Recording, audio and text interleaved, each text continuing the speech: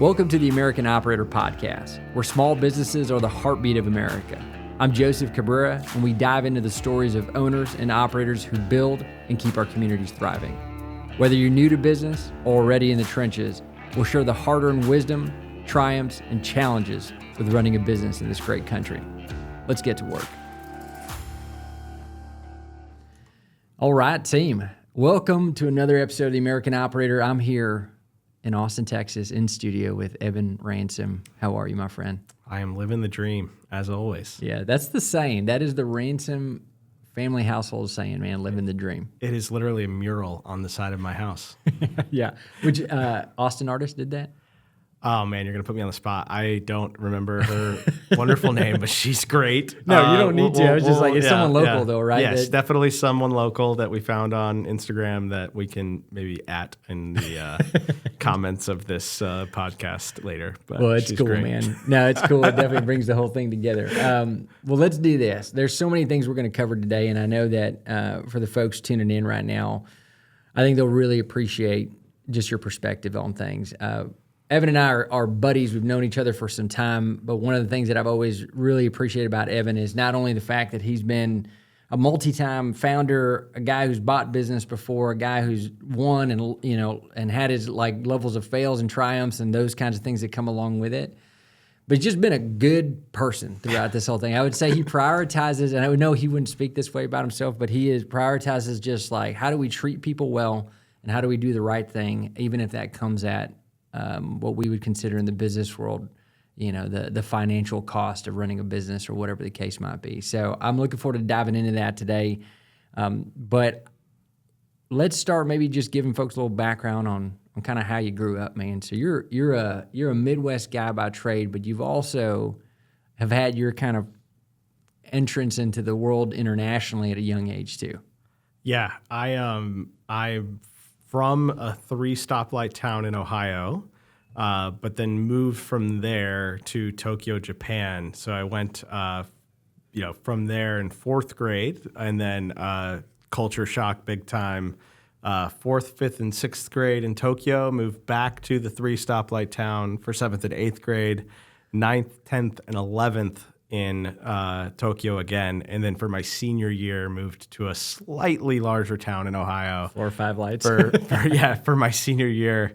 So a lot of back and forth gave me some cool perspective on kind of what the world looks like, and but some I think instilled some of those Midwestern values while also valuing the exposure of understanding that the world is a big place, and that different is just different, not always wrong. Yeah.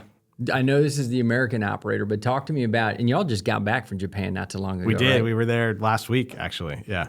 Talk to me about something with the, just whether it's Japanese culture or just like the way they think about business or running things. What's something that's always impressed you just about the way they do things? Man, they are so collective where we're so individual.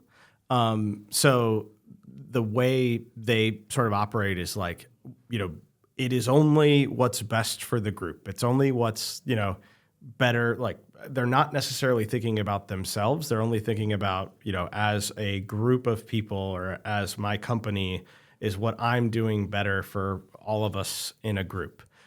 Where what we're trained to do is like, I'm trying to get ahead. I'm trying to move myself forward. And so it just kind of is very different. And so from a business standpoint, it allows us as Americans to kind of push the envelope because we're naturally going to try to find ways to succeed. And by doing that, we're willing to kind of think outside the box to do that. But then it also means that we're kind of willing to step on toes and hurt people along the way sometimes, and they would never do that.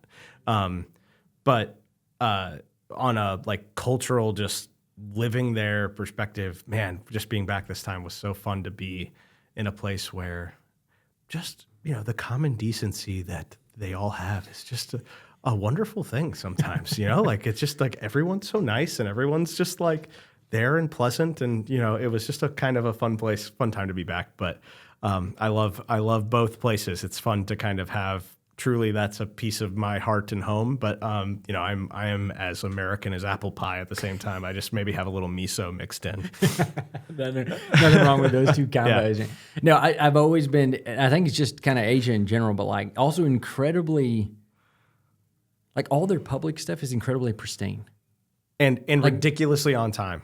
Ridiculously on time. They're meticulous about like cleanliness. Yeah. Unreal, man. Yeah. Like you'd almost not think that you're on American public trains unless you just had a little bit of funk or something. Oh, yeah, you know? yeah. Like we're just used to the bus and the train and the weird. subway. Yeah. Then you're like, okay, this is public trans. Yeah, for sure. Over there, it's remarkable. Yeah, it really is. They are, I mean, to the point where a little bit of overkill, right? Like they're so good at recycling that like, because it's an island and they're like, they have a million different trash cans and stuff and rules. There's also no trash cans that you get to like put stuff in. You have to take your trash with you everywhere. But no one has a water bottle that they carry with them. Everyone just gets a new bottle of water, or buys a pet bottle. But that's because it's clean, and they know that the new one's gonna be clean. And like when you wash your own, it's not necessarily super clean. Yeah. And so that's kind of the culture, and they're happy to dispose of it in the right way and recycle it, and knowing that like it will get reused and recleaned. But yeah, the culture of just like it gets pretty clean, right? Like, or I'll just reuse this but it just had water in it. I'll just reuse it over and over and over again. Like that is like but there's like biofilm and stuff in there. They're like, why would you do that? It's just such a funny. Yeah, they're so clean. It's awesome. I dig it, man. Yeah. I think let's get right into. I wanted to talk a little bit about more than a little bit of your experience, just with like different businesses. You run a company right now, own a company called Golden Home Management. Incredible mission and where it kicked off to, and then y'all have expanded from there. But before we get into that and kind of give some folks some context on it, just kind of share a little bit about your professional journey, man. I know you've done everything from the world of consulting all the way to like building tiny homes and getting that stuff moving. Just kind of give folks a little insight and a little flavor into Evan Ransome, the operator. Sure. Yeah. So I like to say I'm like the king of finding the back door into entrepreneurship or really anything on the business side, because I wasn't really a very good student. So I was forced to do that. But so my journey is, went to Ohio State for actually studied opera for a year at a small liberal arts college, and realized I wasn't going to make any money as a singer. And so then realized if I switched to business, I was probably not going to make I was going to lose my scholarship and also be spending a lot of money for a small liberal arts college that no one had heard of for business. So I switched to Ohio State, and then had a great time at Ohio State. Some would say maybe too much fun, but I met a lot of great people, got very into the business world and joined a business fraternity there, and met a lot of my best friends even today from that. But the big thing that I recognized while I was in school was how powerful networking was, and how powerful just kind of building a group of people that you could call upon was at that point. And so I managed to find my way into a consulting club that was meant for MBAs that I got to be a part of, making that be the first undergraduate group. I was one of the first undergrads to be a part of the consulting club meant for MBAs by kind of wiggling my way through to that. That led me to Microsoft for a summer, even though, again, no grades to be able to do that, just kind of wiggled my way through because I was with the MBAs, and then managed to then get a job, tried to get a job at Deloitte. They looked at my resume and very kindly handed it right back to me and told me that my GPA was not high enough to get a job at Deloitte. And then all of my friends were moving to Chicago, so that I just started applying to every consulting job in Chicago, and found one at a company called NTT Data, which happened to be a Japanese consulting firm. Luckily, I could kind of play the whole I grew up there card. You knew something about that, yeah, too? And really that company had just become NTT Data. They had acquired a US-based consulting firm, and the guys who had just been acquired kind of looked at me and they were like, "Oh, the new acquirers will love you. Like this will be great. It'll be kind of a fun thing for all of us." Even though I didn't speak fluent Japanese at that point, I still didn't, it was just kind of you've got good experience and you'll be a fine analyst. So again, back to not necessarily always being the perfect fit, just kind of making the connections that needed to happen. So I spent 2 years there and then ended up at Deloitte, which is where I wanted to be anyways. And the, going back to the back door, right? Like that's I found a way to be where I wanted to be. And I actually ended up making more money than my peers because I came in as an experienced hire 2 years later, which was a great, a funny path to being where I wanted to be. Can I ask real quick, that's something I've known about you, but you just saying that again reminded me just the kind of the way you think about the world. Was Evan born that way? Were you shown an example that like, just because someone says, no, you can't do this, like you're going to find another way in? Or was that through necessity? Like what prompted that creative, or some maybe call it stubbornness about like, no, I will find my way in? So it's, it's funny. I know that, at the time, it was not something I would have like ever probably given him credit for, but it is 100% from my dad. My dad worked his way off of the assembly line at Honda into being an engineer there. With no, you mean like just putting parts on the vehicle with type no thing? degree, right? So he was literally one of the guys just being putting the parts on and took advantage of every opportunity presented to him to eventually go from just being one of those guys to then getting the opportunities to go basically represent the entire plant in Japan with the designers to basically say, hey, like what you're doing, someone's gonna have to stand on their head to put this in our plant in Ohio. And so seeing him kind of go from, just working his butt off and then, taking all of those opportunities and like recognizing that like, hey, you don't have to go to some fancy school. You don't have to go do all of this stuff to be an engineer. Like he made it happen for himself. I think that kind of, was instilled in me in an early age. Like there is certainly like, don't let people tell you can't do stuff. Right. I don't think I've ever told him that. Thanks, Dad. All credit to you on that. Pretty cool perspective sitting here now at 36, going backwards. So it's a product of age, right? Yeah, right. Like just appreciating that more. But yeah, that's definitely where that came from. Well, there's nothing better than having an example like that. Yeah, there were. I'd like to think that type of willfulness and that grit like still exists, and I mean you're a living example of someone in the next generation or two that like still embodies that. But I'll tell you, it feels that they're like that generation of folks, just like a lot of them just oozed that. Yeah. Like, well, I'll show you. Yeah. I'm going to show you how this is going to get done. Well, also in like there's just no world that could happen anymore either, right? Like you can't just become an engineer at Honda by working your way off the assembly line anymore, right? Like you have to have a fancy degree to go be a Honda engineer. And they got to line out the door. Yeah, there's a million people applying for that job, right? And so it's a cool thing that like he took those opportunities. And I'm sure Honda would probably tell me that no, there is a path to doing that, and there probably is a path. I'm sorry, Honda, for that.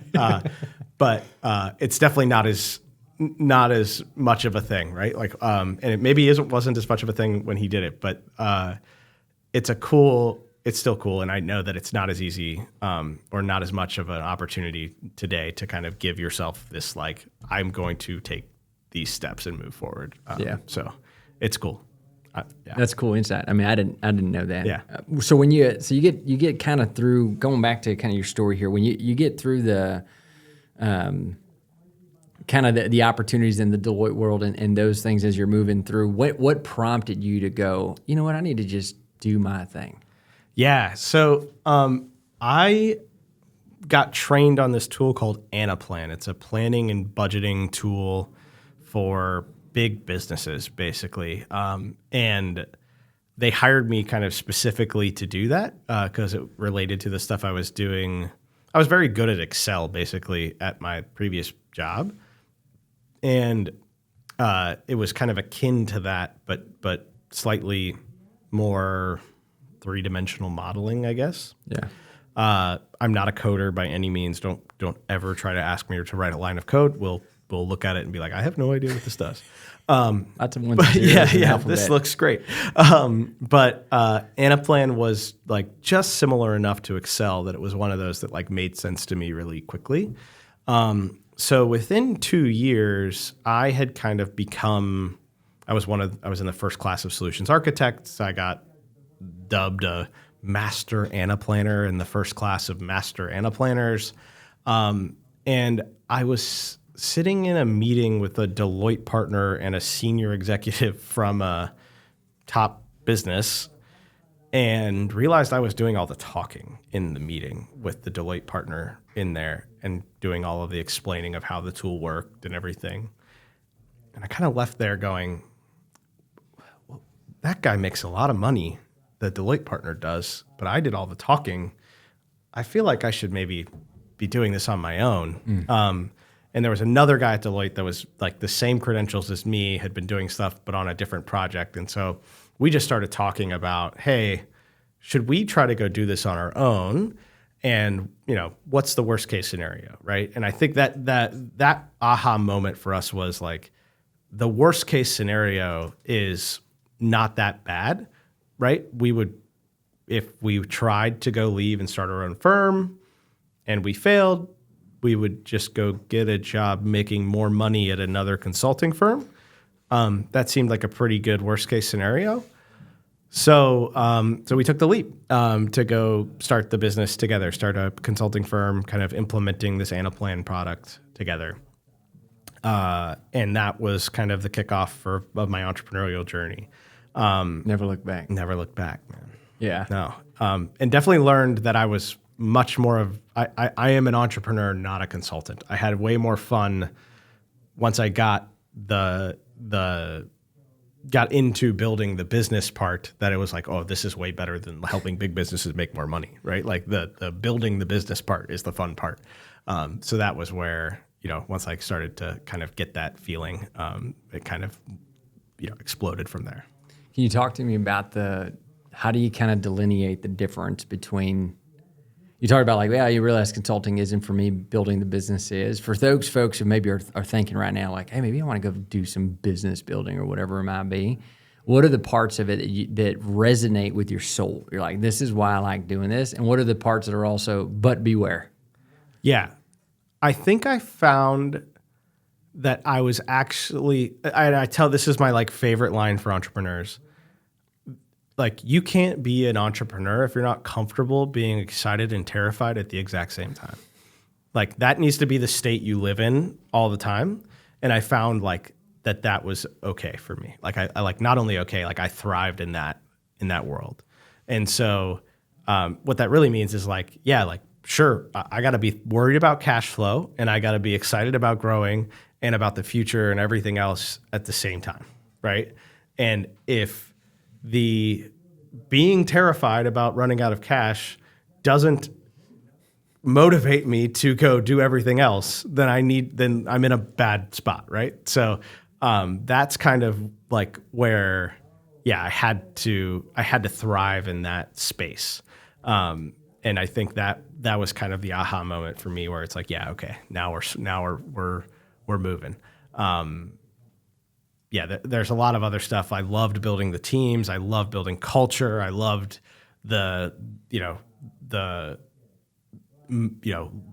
talking to a young analyst and talking about, hey, this is how we're gonna, build your career and what things look like and how you should be excited about what the future holds for you.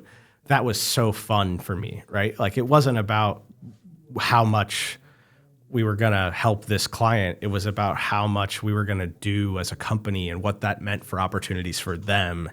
That was the fun part. Yeah. And I think, there's there's a bit of like that just either oozes in you or it kind of doesn't. Right. I've found like I've had a hard time, and I think in a good way, have a hard time like putting your finger on like who's going to be really great at this or not. I think it's a bit of this, the way you grow up, what do you get exposed to, how you think about those things. You mentioned about building culture and teams as being as a big point for you. One, I want to get a little into how you think about those things, but do you find that culture and values and how you design team structures and ethos and all that stuff as is important for a small business as it is for a mega corporate, Fortune 100? I would argue almost more important, right? Because you have to like, it's the core of growing your business. And it's like the people that you're going to build your business around have to kind of exude the core values that you and the culture that you want to build. And if you're not if the very first employees and the very first people aren't bought in on this and they're not going to kind of blossom all the rest of it, then you're going to end up kind of down the road and you're going to be like, oh man, wait, this isn't exactly what I was hoping. Now I've either got to let some people go. I'm like, you're not going to be marching as fast in the direction that you want to go if you don't have those sort of just, it's tough to call them soldiers. Like you want them to be like just, what's the right word? Like really motivated and just excited to be there, right? It needs to be that they're so driven. Like they want to be like thinking about your business, like and taking it to the moon, right? Like it's their thing. And that is where, and it goes back to like, if you can't preach the end game and like where we're going, and if that doesn't excite them, then you don't want them on the team, right? And so where you're going has to include all of the culture stuff and like what this will look like, what the business will look like needs to also not just be about the money. It needs to be like, think about how much fun it's going to be when we have 50 people in this room and we're all like playing ping pong and we're doing, whatever an individual entrepreneur's vision of what this looks like is like, you're called a visionary for a reason, typically as an entrepreneur. Like you need to be able to think about that and pitch that to your people. And the early people need to then kind of be able to get so excited about that they're then telling the people that you're going to expect to be under them about it as well and get so excited about it. It's kind of like, it like spawns, right? Absolutely. And it ends up becoming this very contagious thing. But what would you tell somebody who is thinking, okay, yeah, sounds great, Evan, but man, like that just sounds extra. Like that sounds like cherry on top. I'm more concerned about the cupcake and the product and all this stuff. Like if I get to it, fine. But at the end of the day, that's not ultimately what's going to drive a return. I would argue, yeah, sure. Great question. I'll use the current business I'm building as an example, right? So we have one of our core values is buttoned up. And every week we have a all team meeting that we talk about our core values. And it's not just, hey, let's read our core values or whatever. It's how did someone on the team use our core values this week? Let's talk about them. And that motivates everybody to actually exude your core values, right? And so if you're not creating a process, right? Buttoned up for us means we're not just, flying by the seat of our pants. Like when something's not done with a process, we need to create a process, right? And so if we are rewarding that and calling that out, then we're creating a culture of people actually creating processes at our business, which then actually creates value at your business. And like, so if you're literally just the founder or you've bought a business where it's like, all I care about is increasing the value of this company, well, guess what? Like having processes at your company actually does increase the value of your company, right? But you've done it by actually creating culture and like rewarding your employees and just like making it be, hey, like we are like this matters to us, right? Like we're all like we want to scale this thing, and we do that because like this is how we operate, right? And we're talking about it, and it's a part of our day-to-day lives. Like you can absolutely make your core values be like the most rah, like, yeah, sure, we created them. They are on a wall someplace and we're never going to talk about them again. Mm-hmm. Or you can make them be like, if you're not living them, you're out, right? Like it's up to you. But I firmly believe that like you can make it super powerful and like let it drive your business forward. And like it's the reason you hire and fire people, right? Like and it's just such an easy way to kind of make your life as a leader easier too, because I get looked at when someone's not living my core values. People are like, my team is like, hey, like, are we very buttoned up, boss? Yeah, like, and is like, is this guy gonna like? Or how long are you gonna let this stand? Right? Like, is this person gonna stay here? Like, what's the deal? And then it's all, it's one of those where it's like, okay, well, like, all right, we got to give them a little time, right? Like, we can't just fire every single person that like messes up one time on our core values, right? Like sometimes you're like managing that because it's like grace is also a thing, right? So, that's a fun. I love those conversations, right? I'd rather have those conversations than worry about like how people that don't care about our core values, right? So it's a fun place to get to, right? That. We've gone so far into the core values where it's like you have to, in the culture, by nature of that, like if you're not in, you're out, right? Yeah. That's such an unlock too when you think about those that might think about a team or a business or a company more technical. They might have this conversation that goes something like, "We got to figure out a new project management tool, another process, another system, another accountability thing, because right now we've noticed that there's just a lot of customer interactions and emails. It's just kind of all over the place and it's sloppy and it doesn't make any sense or whatever." And what I heard Evan just say is like, yeah, you could do that. And probably more importantly, you should probably just figure out a way that like you tie what you're looking for like more emotionally to somebody. Right. So that you don't necessarily they're going to go to themselves and go, you know what? Ted just got celebrated last week because he just crushed client engagement in a way that like they always feel like the exact words over and over again is how clear and quick he is with his responses. I probably need to look at my email one more time before I fire this off because I want to be Ted next week, right? Like but you can do it both ways. But to your point, there's just something more like in you when you do it through the values lens versus here's another project management tool and here's a script. Go do your job. Yeah. 100%. And it's like, I think what we're seeing with, all of the current generations of people, what Gen Z, whatever we're on right now, is that relationship matters a lot too, right? So how do we make sure that they understand the why, right? Like I spend so much time explaining why I do things as a business leader to my team.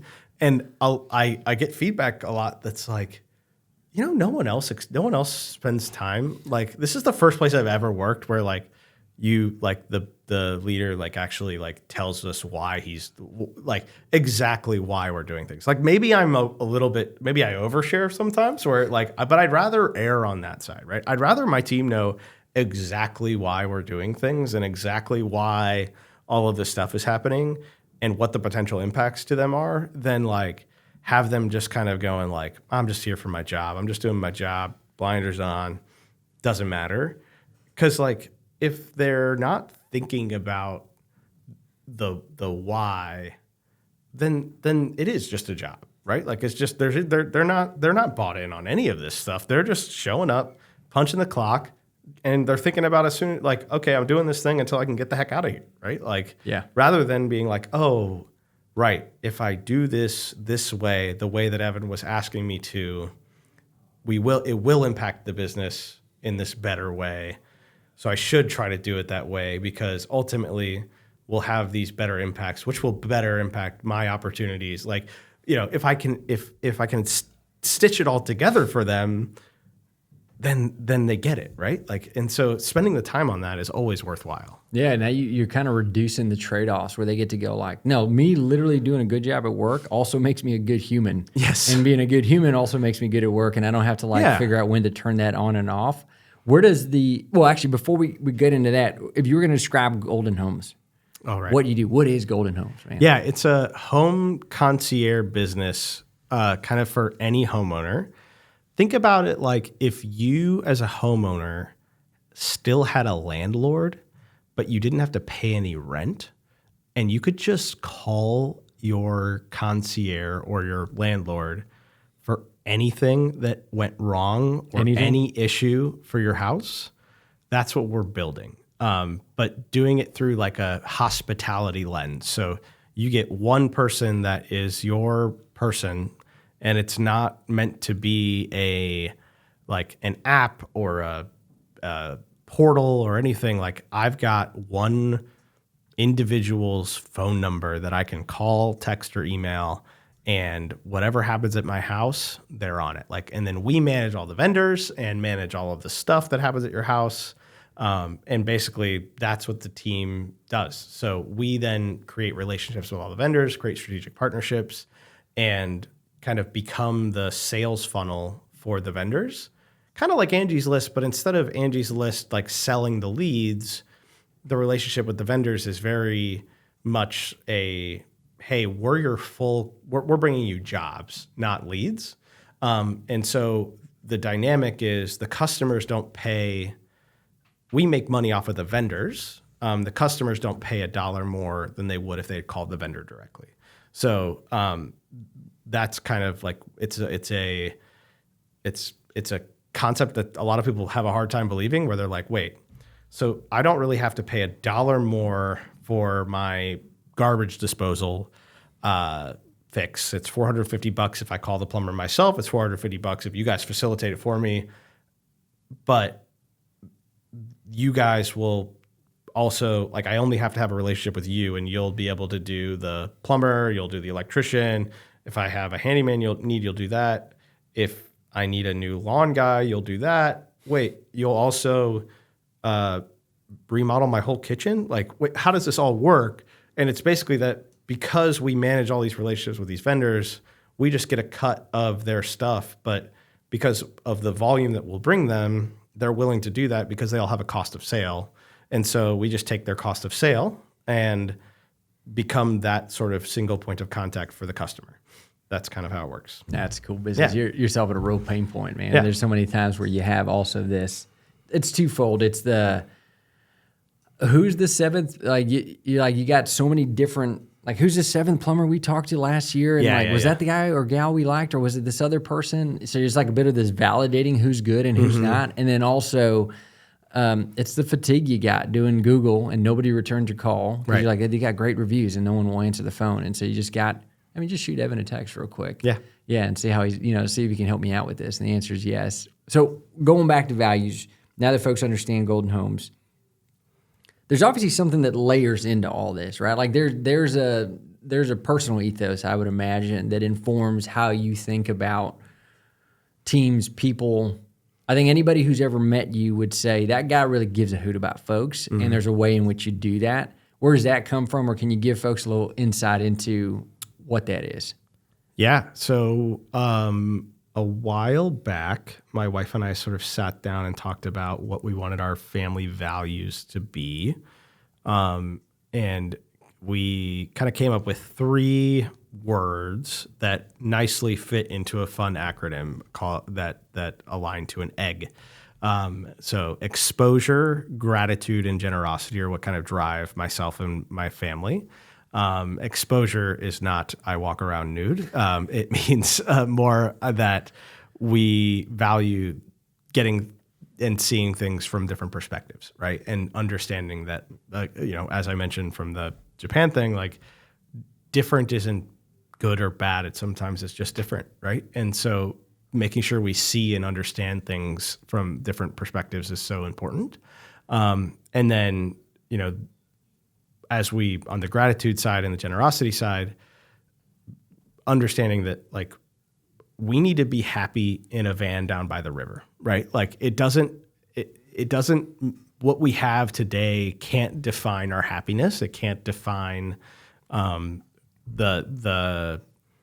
way that we live our lives. Like it can only be that like the happiness just has to come from our friends, our faith, and everything else. It can't be that like the money or the business or the success or any of that stuff is where we find happiness. And so that's where the gratitude comes from, is understanding that a little bit and appreciating the success we've had and everything else, but really understanding that that's not what drives us. And then the generosity is definitely knowing that because of that, like, we should feel more than willing to kind of give the things that we have. And so I don't, those are what drive me. I think going through that process personally for us more allowed me to kind of say, I need to make sure anything I do, we think about this for our businesses. We think about this for, our, for kind of any organization I'm a part of needs to have their own version of this, right? Like that's what applies to myself and my family. But as for Golden Home, like our core values are buttoned up and team no surprises and growth mindset and don't mess this up, Evan. We're like family, right? And I put like in there because I'm big on family, and I make sure that people understand that like while we really want to love each other, like we're not each other's family, right? And you got to go home to yours. And so we're going to treat each other that way, but you got to go home. So that's a big thing for us. But I think, I think those values are really important. But building our own family values first was such an important thing to be able to then give me the perspective for how we needed to look at our own organizations to build that in. Something that did you wake up one day and go, hey, we need to really think about our personal values because it's going to help me nest into everything else that I do? Or what was the kind of the stitch in the side that made you kind of think about it? Or maybe it wasn't, maybe it was just organic. Just kind of, I imagine most folks out there aren't thinking about that. Yeah, it wasn't like a aha moment or anything. I think my wife and I just kind of took a weekend away one weekend and kind of spent some time together. And we were, before we had a kid or anything else, we were just kind of like, we should probably think about this beforehand, right? A lot of people have like a family coat of arms or something like that. And it's like, what if we had like our own thing that was, something that we tried to live by, that we could make decisions off of, right? So like now when we think about we have a 2-year-old son, but it's like, now that drives how we make decisions, right? It's how we say like, okay, when our son gets older and we're thinking about whether we're going to take him out of school to go on a trip to Europe for a couple of days, like, well, education isn't the E, exposure is, right? So we're going to go take him to go to Europe for that extra little bit of time. Another family, education might be the E, right? And so that's a big thing, right? So that was just kind of where we were sitting down and just saying, hey, as we look forward, creating this will be useful to us. It will help us stay grounded in something. And so I think that like it wasn't an aha thing. It was just like we were looking for how we were going to make some decisions in the future. There's a lot of folks that I think would benefit from just the grounding exercise. Mm-hmm. To your point, it's not right or wrong. It's just better that it is. Like, what is the thing? Because otherwise, especially in the world of running and leading teams, like it's easy to get flapped in the wind about so many different ways. There's always some other guru out there that's going to tell you like how to go do a thing. And it is just a refreshing thing to be able to sit there and go, yeah, that's not what I stand for though. And I definitely know there's a lot of ways to skin this cat. And kind of an ethos of ours is like, momentum over perfection, right? Like just keep it moving, and I think when you're stuck and you're like, where's it all going? It's easy to be like, well, is it exposure or not? Is this a generous way of acting or is this a bit of a, a closed mindset on how we do those things. And yeah, I mean, you can see it. I mean, I think in the circles, if we think about all our friends and family around us, they're probably a little different. And the ones that do well are not always the same. They just kind of have that groundedness about them. Speaking of family, one thing that I know you prioritize in addition to people is your family and the friends that you hold close. And I think a lot of folks would say Evan is somebody who is a good friend of theirs and a good friend back to them. How does business tie into all that? You know, I got to imagine that it doesn't fit perfectly like one of those Russian nesting dolls, you know, where like everything lines up just well. Like, just talk to me about not only the friends, maybe start with the family part of it, like you and Sarah. Like, what are the things that you think about when you are on this journey of being a business operator? Yeah. One of the things I talk about, or I like to talk about when I talk about like business or being an entrepreneur, and or a business owner, or how, you know, in any capacity, and your family, is understanding that they only, like, there isn't a work-life balance in that scenario, right? Like, you are, it is only a blend. And like, there isn't an off switch. I don't just like turn my phone off when I go home, right? Like I also can't turn my brain off when I go home, right? Like, I am constantly thinking about the business. I am constantly worrying about things.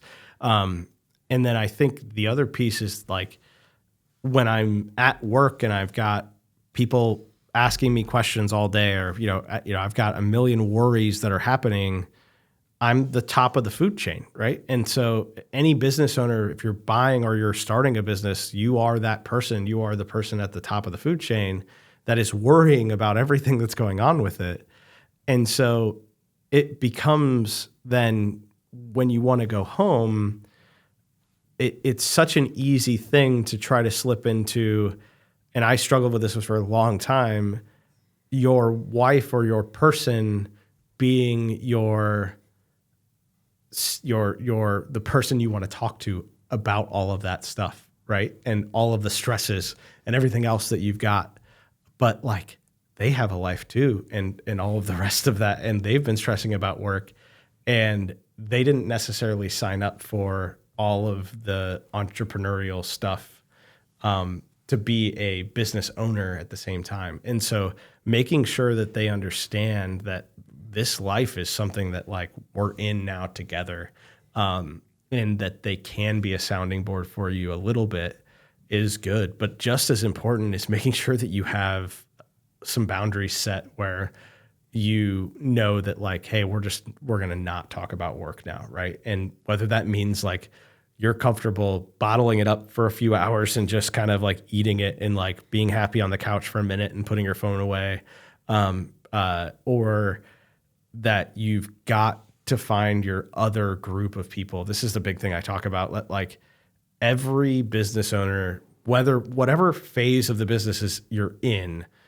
there is a group for you, right? Like, if you've built your business a little bit, there's a group called EO. If you're in a small, you're still growing, there's groups like BNI. Like, there's a million, there's groups like what you guys are building.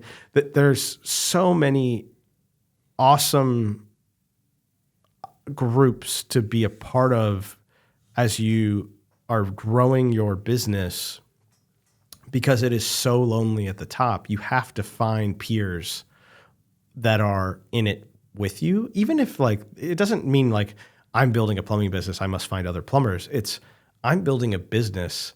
You would be amazed at the other random business owner that has the exact same problems as me, right? Like, it could be, that I'm building a candle making business and you're a plumber and we have the same problems, right?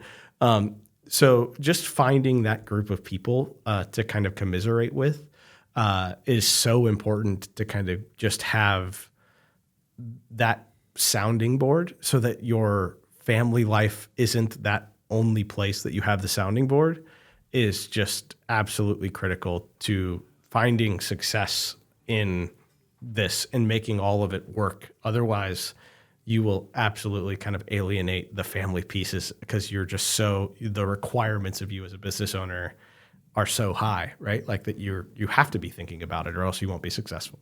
Why is it important to protect that family situation? Why is it important to have that boundary? You know, if folks are thinking, why not? So there's like another board of advisor there. It happens to be my wife or husband. Listen, my wife is way smarter than me. I ask her stuff all the time, right? Like it's not that you can't, right? She is a sounding board for a lot of stuff, but it's more that there needs to be it can't be the only thing, right? It needs to be that there's space there. You have to create space for all of the reasons that you fell in love with that person and all of the other things that happen in your family and the stuff that that person has going on, right? Like, I think that otherwise it can truly just be all consuming. And if you don't create the space, it will devour, like your business has the opportunity. If your business will devour any space you let it, right? If given the opportunity. Because ultimately, if you're a good business owner, you're trying to grow your business and you're thinking about it constantly. You're trying to figure out how you can make this thing go. And so if you don't intentionally create space to say, oh no, I'm spending some time with my family. Oh no, I'm doing this stuff. Or I'm choosing not to talk about work right now, then you will naturally be doing that. And then you won't give your significant other or your other people, even your friends, the opportunity to have space to talk about themselves. And it's tough. It's not an easy place to be, which is why that other peer group is a great place to kind of vent to. You kind of split your time. Do you find when you do kind of go, yeah, hey, Sarah, I do need to bring, like, this is something I do need to share with you. Do you find that typically is in the lane, at least nowadays? I'm sure in the early days, maybe it was calibrating, but more like there's something core to my DNA that I'm conflicted with and what it is that I'm trying to do. Does she end up providing just a good sounding board for those things because she knows you the best if you're thinking about those kind of decisions versus a very operational, like, do we do this project management tool or do we do this other thing? Definitely knows me better than anyone else. So yeah, from that perspective, for sure. She, like, anything that has to do with money too, I think that, like, I'm a big believer that should be talked about, like, just because it makes life easier some people don't talk to their spouse. Some entrepreneurs don't talk to their spouses about money. I'm a big believer that, boy, like, that's a huge risk to just, like, kind of, bury that down. There's always money conversations. So that's one that, like, I'll always talk to her about. And then I like talking to her about when I struggle with people, because I think she knows me so well that when I'm like, man, like, really riled up about a person, she'll have me reflect on myself a little bit and probably be like, hey, like, you were that person, or, you might be overreacting, right? So definitely in those scenarios. 'Cause she's also got she's kind of probably got the eloquence, but also just kind of that permission. Yeah, to do for that, sure. or somebody else is. Yeah, I mean, like, anybody that works for me is probably going to be like, a little bit pulled back, right? Like, yeah. And she, in the right places, will not necessarily pull punches, which is important. How do you as the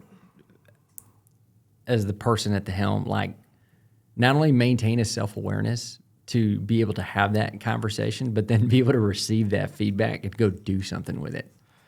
I mean, it's a good question. I'm not always great at it. I'll be honest. I think hearing it from her is helpful. Is like I will usually be able to do that. I will also push back a lot on that stuff for sure, knowing myself. No, I'm not being that way. Yeah, what do you mean? Or here's the million reasons why I'm not doing that, and then I'll eventually, like, kind of be like, oh, you're right. Like, like she usually is. So definitely it's more just like self-realization after the fact, after I've pushed back 17 times. There's a marinating period, right? Yeah, where you for go, sure. Okay. I will say that like the nice thing about the entrepreneurial peer group is that I really enjoy when I get to talk to that group of people about things and they share experiences with me, not advice. And so when I've got something going on and they're giving me like, hey, this is what I did in that, in that situation. And I don't have to have someone tell me, hey, this is what you should do. Because every entrepreneur like is type A, like, don't tell me what to do. Like, I know what I'm doing. So if like everyone gets kind of a visceral reaction to like being told what to do. But if I'm able to ask peers, hey, when this happened in your scenario, how did you handle it? And then I can kind of pick and choose from those experiences and say, okay, great. Now I know what I'm going to go do. That is super helpful. And so I try then when I'm talking to other peers or trying to, I try not to give advice as much. I try to talk about in my experience, when I've been in this situation, that's how, this is what I did, right? Rather than always trying to give advice. I think it's the personality. You can really, some of the best information can be right in front of you, but if you don't have a way to, like a catalyst to listen to it doesn't mean anything. Yeah. I know we're coming up here on time, but I do want to ask, just as I was thinking about your journey and kind of the way you think about things, reflecting on the years you've been operating as a leader, operating as a business owner, as someone who's just getting your hands dirty and stuff, what would you tell either a younger version of yourself or anybody up and coming in this world about what you underestimated? Like, this was harder than I thought, and what was better than you thought it was going to be?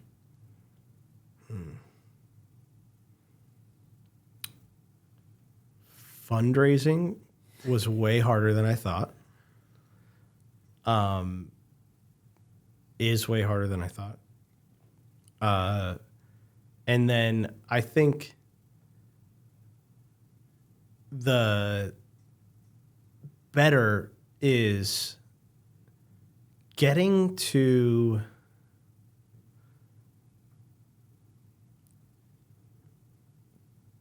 just build people up along the way, right? Like taking people with you along the ride, and creating friendships and creating, community. I think that like isn't something that when you go to start a business, you're like, yeah, this is going to be awesome. I'm going to like be able to like make friends and like create a life for all of these people. It's like, you're thinking about yourself, like going back to collective versus individual. Like, you don't start a business because you like want to help all these people necessarily, right? Like, you start a business because it's like, I'm going to go be successful and I like want to make a bunch of money. Like, that's like, or I'm trying to solve a problem or whatever. Like, I'm trying to do these things. Otherwise you're starting a nonprofit, right? Like, and so I think that the very pleasant reward is that like all of these other people get lives and jobs and you form friendships and like there's just all of these other positive results that come from getting to build businesses, or be a part of them. And I think that's just like the perspective. I think taking a step back and kind of appreciating what you're building is important. And I don't know that someone, if your nose is just to the grindstone focused on growth, I didn't do that soon enough, I think, as I was starting to build. And now I try to like every once in a while just sort of take a step back and be like, hey, like this has been really hard, but look, like, people have been employed for the last 2 years because of what I'm doing. Like these people's kids have, clothes on their back. Like, that's a cool thing because of like what I decided to start, right? Like it's not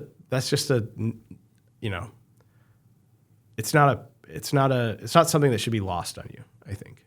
Yeah, those someone would consider those small wins, but in the essence of it, it's kind of just the win, right? Like that's probably at the end of you just get to do it for more. Yeah, I dig that, man. You kind of think about you grow a company to 500 folks. Yeah, I'm sure there's more revenue associated with that. But the reality of it is like, dude, you just like, you're creating this tribe that you're going out there and helping facilitate all the things like they care about and their family conversations are about. And even something little, right? Like as you were saying that, I go, oh yeah, man, that's right. Because of this thing that I just kind of like thought about doing or taking on, as like even logistically enables all my team to fly back home for Thanksgiving. Yeah.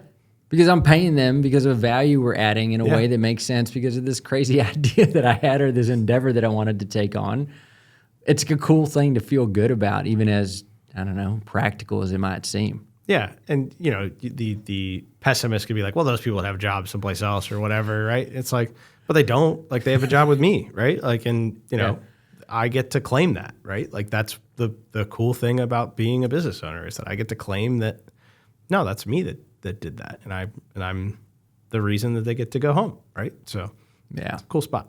Yeah, it's awesome, man. Yeah. Evan, I appreciate you coming in and chatting with us on this stuff. I have a feeling we're going to hear and see from you again, but I think the talk on the family stuff is important. It's one thing that I recognize as I talk to more and more folks, and part of this probably just getting older, is how much that has to be in the consideration. Not like as a nice to have, but like you got to really think about, hey, if you're taking on, whether it's even just a 9 to 5, but especially if you're taking on this idea of operating a business, it is this all-consuming beast. It is. And if you do not have alignment with your battle buddy at home, it's not a good recipe there for anything, to include the boundaries. I think that's something folks don't think about. It's like, no, he or she's in. Yeah. Like, okay, well, make sure they understand what in is and calibrate often. Yeah. You know? For sure. For sure. There's a thing that sometimes they don't sign up for. I even think about myself, like just thinking about like, hey man, there definitely is some good chemistry there that you can find. There are brilliant family dynamics that come out of doing that.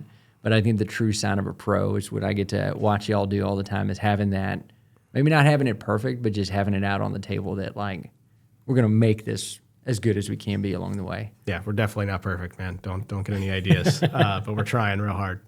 Yeah, so. Well, buddy, thanks again, man, and keep doing what you're doing. I love all the stuff that you're building and how y'all are building it. And if anybody's interested in checking out Evan and what the team is doing there at Golden Homes, just go check it out. It just oozes values, and I think you just know that it's more than just window dressing. Thank you. Yeah, appreciate that. Thank you for having me, man. Appreciate it. Thanks for tuning in to the American Operator Podcast, where we celebrate the backbone of America, small business owners and operators like you. If you've enjoyed today's episode, be sure to subscribe so you'll never miss out on more of these stories and insights from people who keep our community strong. Until next time, keep building, keep operating, and keep America moving forward.